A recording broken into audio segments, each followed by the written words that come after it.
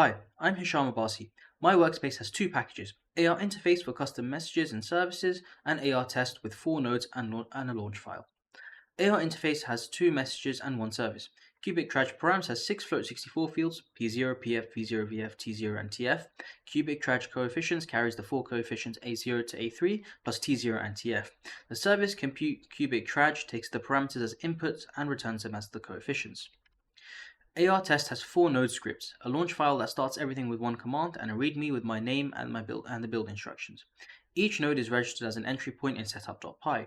Package.xml declares dependencies on RCLPY, standard messages, and AR interface. The CMake lists uses ROS2 generate interfaces to build bindings from our definitions.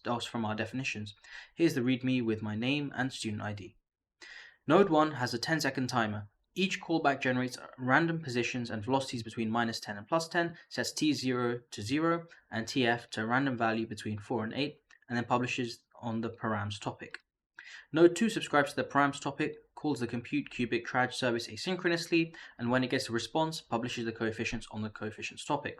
Node 3 provides a service. It builds a 4x4 matrix from the boundary conditions, 2 rows for position, 2 for velocity, and solves it with NumPy's linear algebra.solve to get the 4 coefficients. Node 4 subscribes to the coefficients topic and starts a 50 Hz timer that evaluates the polynomial for position, its derivative for velocity, and second derivative for acceleration, publishing each on separate topics for RQT plot. The launch file starts all 4 nodes with a single command.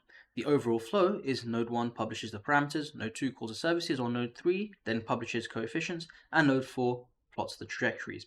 This covers the configuration and code. Thank you for watching.